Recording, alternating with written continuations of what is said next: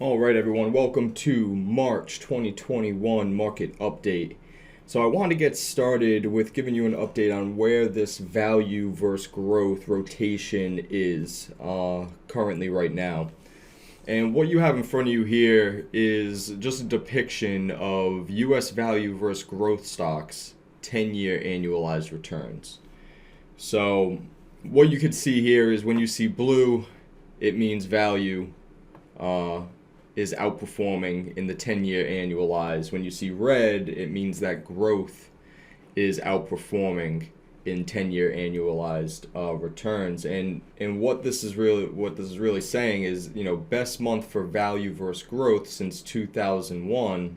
And though you might not notice, and the reason it's saying you might not notice is because I don't think it has it here yet.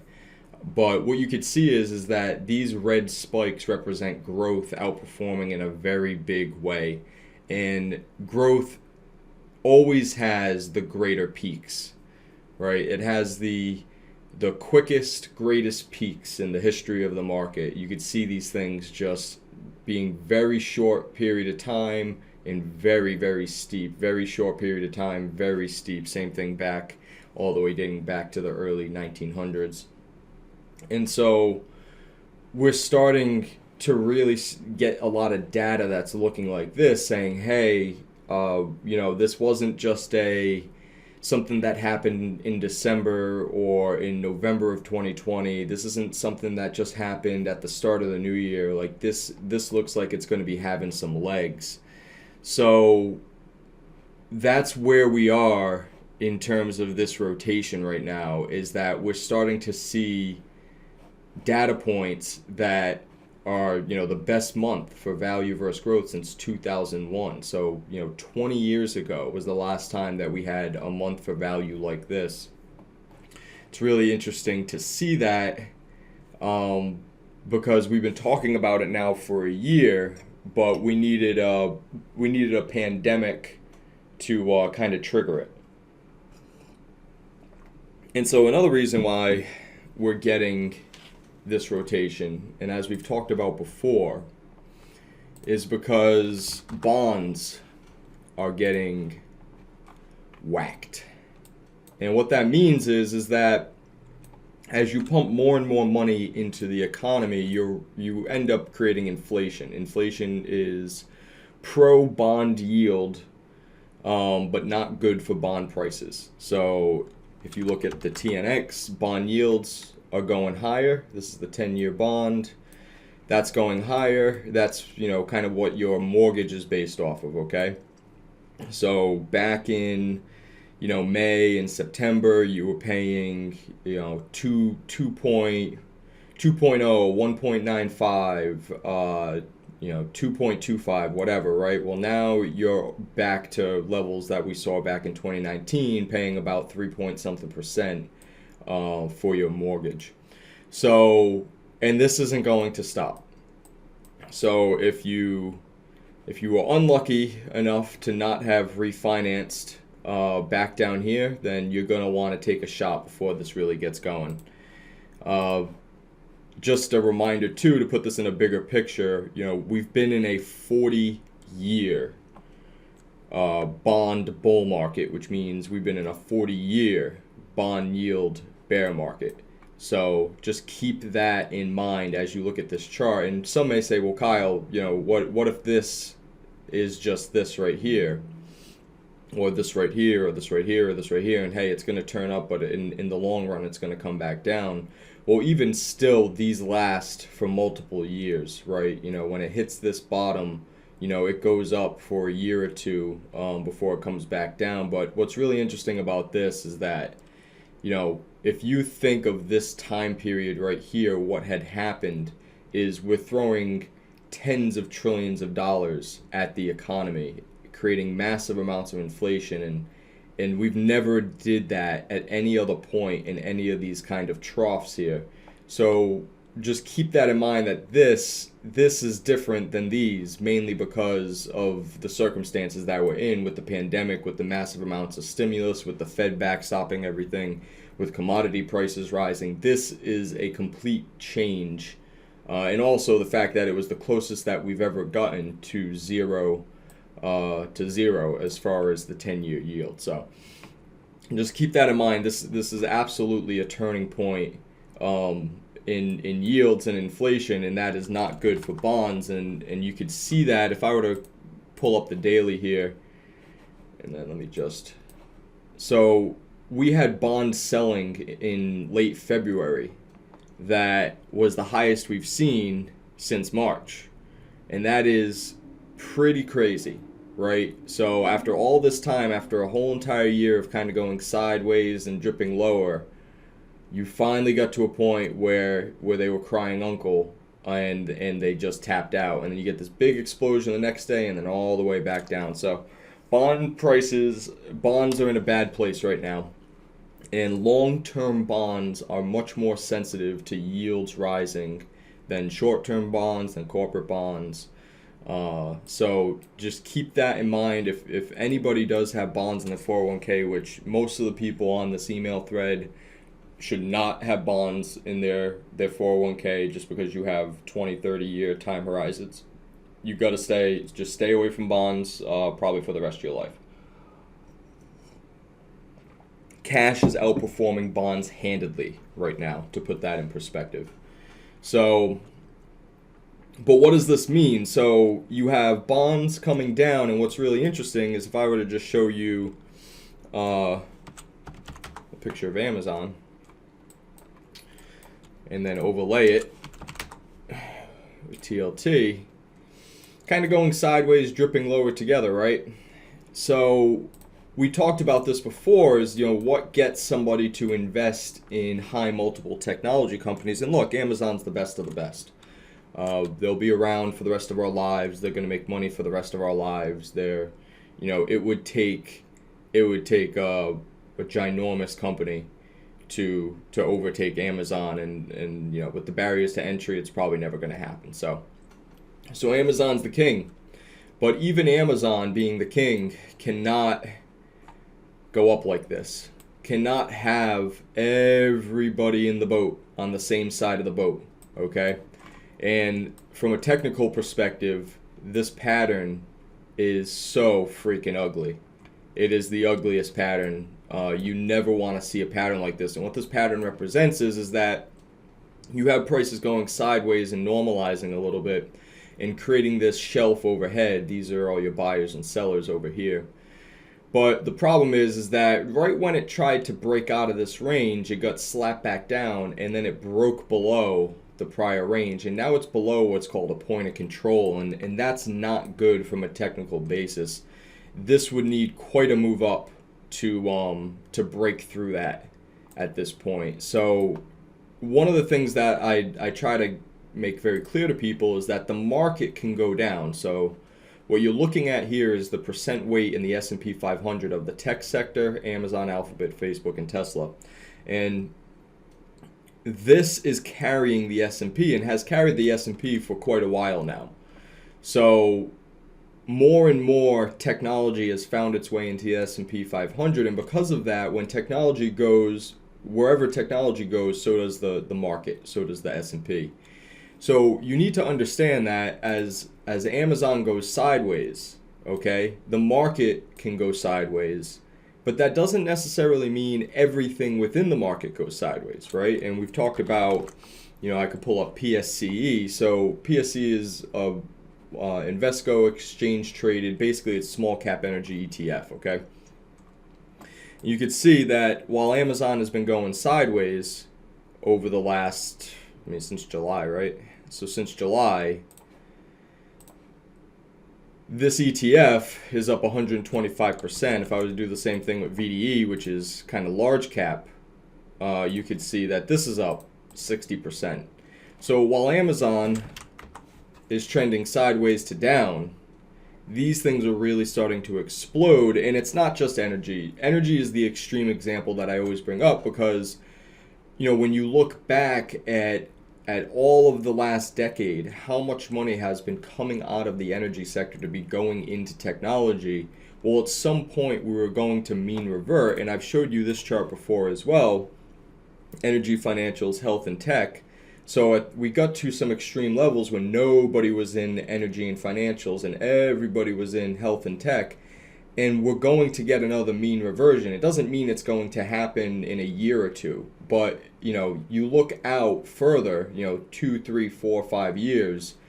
If this starts to mean revert, then well, you have a long way to go in terms of energy companies finding their way back to all-time highs and then getting past their all-time highs.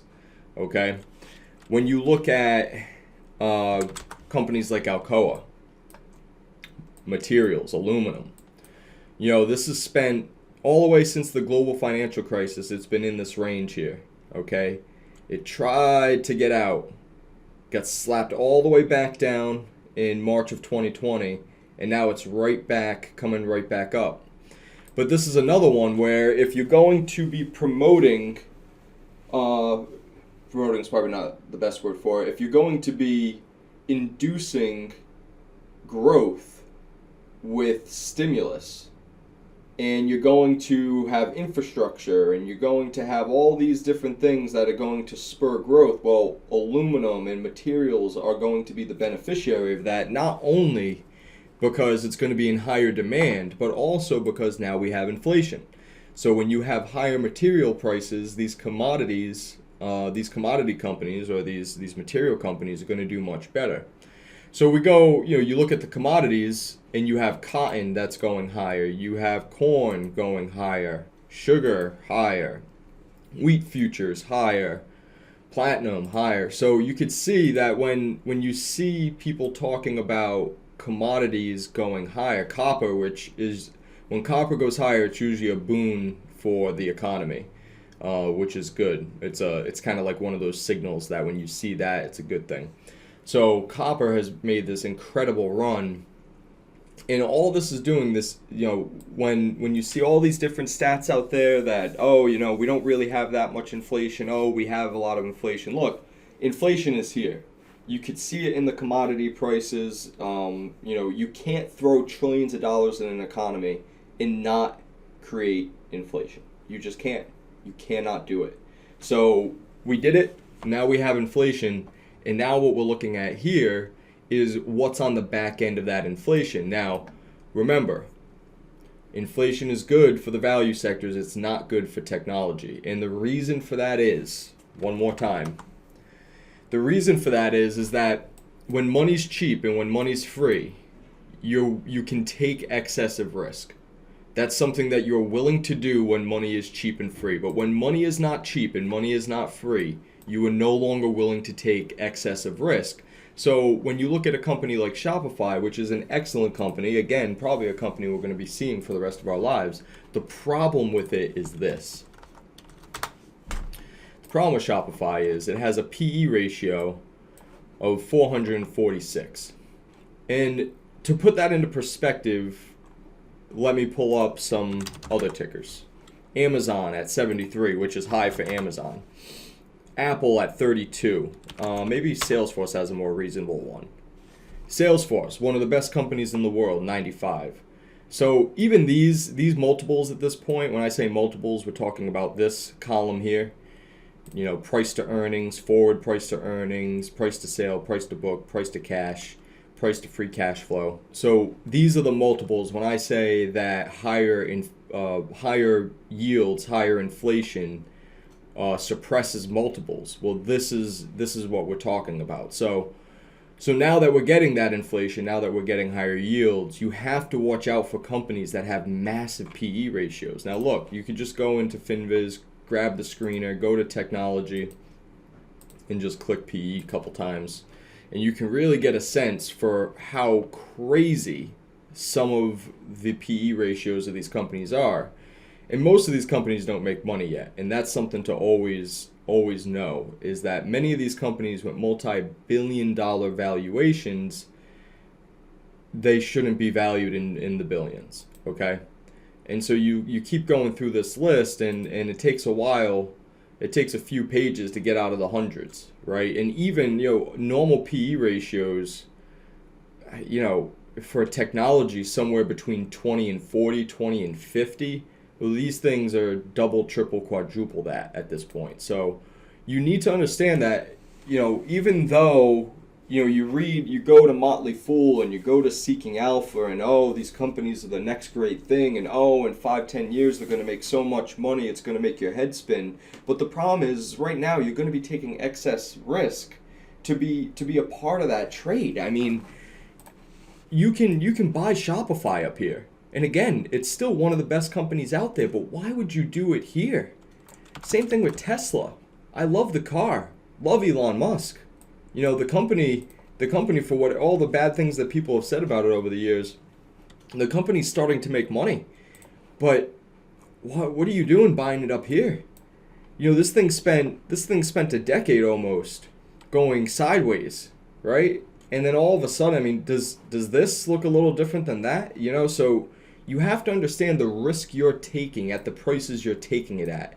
You can't do it without looking at a chart. You just can't. I mean, you can look at a PE ratio, but you would have never been a part of any of these trades coming into here, right? So if you give a look at this and you say, okay, I'm starting a new kind of trend phase here, right? So maybe like a momentum trend, and now what you got is you had some kind of parabolic trend going into the end of 2020. So that's finally broke, and it's coming back down, and people are going to buy the dip, and they're going to get hurt, and that's normally how this works. So just understand the risk you're taking being a part of these software and technology companies. You're taking a ton of risk playing in that space right now. But you could be in you could be in material plays like AA, and a lot of people are like, well, Kyle, it's up 100, 200, 300% since March 2020. But you have to realize this: it's up 500%, but since April of 2018, it was down 90%, even more than that. So you have to really you have to always put that stuff into perspective. It's you're really to really think of it in different ways here is like, okay, well, you're at 31.52. The last time you saw 31.52 was 2 years ago, okay? So it's only been 2 years since you've seen this price, and you've seen this price in 2017 and 2016. You saw this price in 2015. You saw it in 2014. So think of it like that. Don't think of it in terms of, well, it just went up 500% in the last year. Think of it like it's at prices that I've seen before, okay? Prices that the market, as you could see by the lines that I've drawn, you can see that we're in this range. And we're still in this range regardless of the snapback rally. Whereas you look at a Shopify and it's in price discovery mode every single week until finally now you have some consolidation around here. And I'll tell you what, the last thing you want is this price to break below the middle of this pattern, because then you're going to turn it into an Amazon it's going to be a different way, but you're going to put a roof overhead of people that just cannot wait to break even and get out, and you're going to fill in this pocket here. So, that's what I'm thinking is going to be happening with Amazon and Apple, and Google has kind of decoupled itself from FANG a little bit. As you can see, the chart looks a little bit different, but also still very parabolic. So you have to keep all these things in mind, but the main point here, the main point of the video is look, there's opportunity cost in not rotating. There's opportunity cost in taking excessive risk at this point in time. It may not feel good at this point. Look, maybe you didn't believe me 3 months ago or 6 months ago or 9 months ago that value was going to get going, and that's fine. You're late, but you're still not late. You know what I mean? It's like, yeah, everybody wishes they could have got in at the bottom, but nobody really gets in at the bottom. And by the time everybody joins, you look at this in a long-term perspective.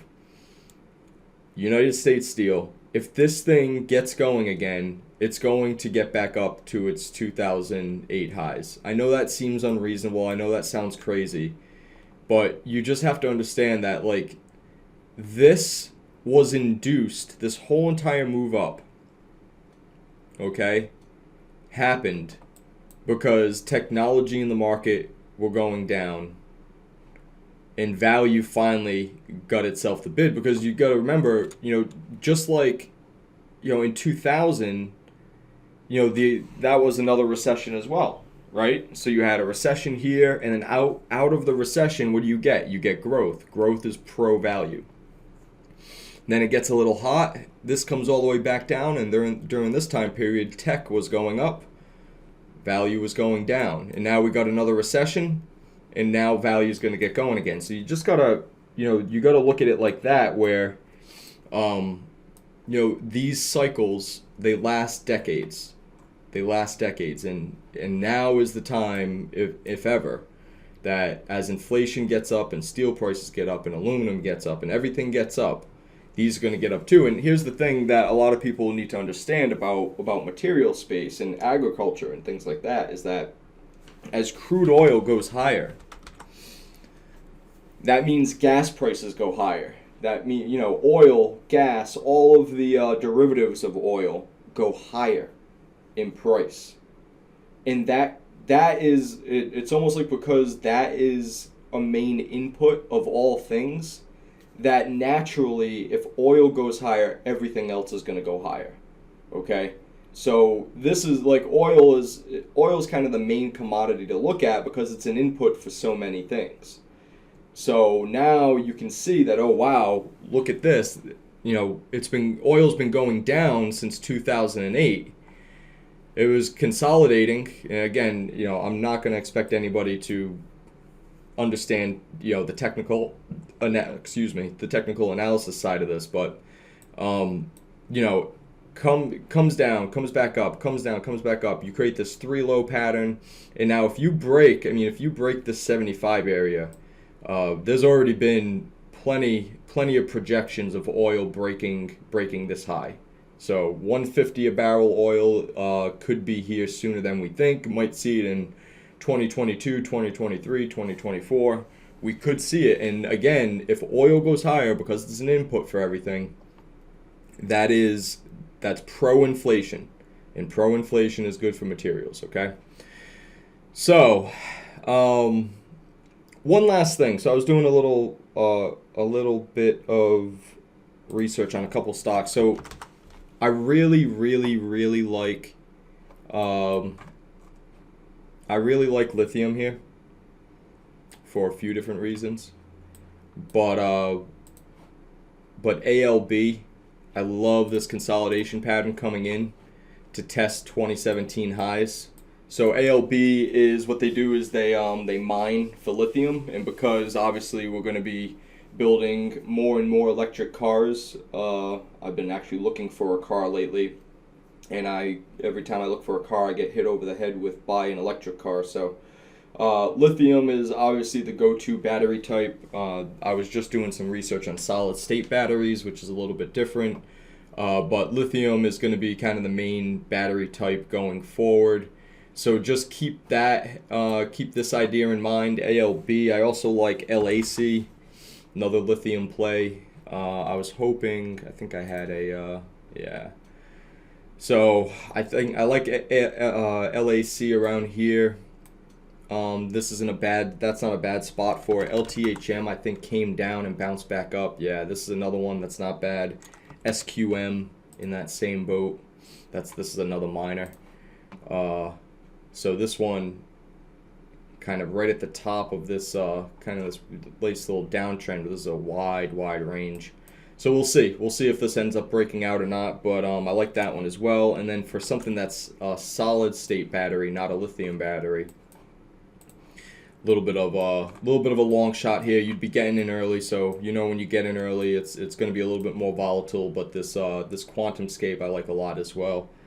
So yeah. So that's the market update. Look, the S&P 500 hit all-time highs on Thursday. The Russell is at all-time highs. The NASDAQ, not so much. So you can see that NASDAQ is taking a decent-sized breather here from the top. It was down 12%. Now it's down about 6 or 7% from its all-time high, but still, you look at this in kind of like a longer-term perspective. The 10-12% dips in markets like this are good. are good. They're healthy, because you don't want to see. You could see how this had a little bit of a different trajectory, and look what happens on the other side of that. And that happens every single time. When you get prices that move up like that, buy, well, that's a little too fast. And then you get a little bit of consolidation after that, sometimes violent consolidation. So that's where we're at. Hopefully that is helpful to everybody. I'm going to be doing a side video today as well on an option strategy, so stay tuned for that. Everybody, have a great day. Take care.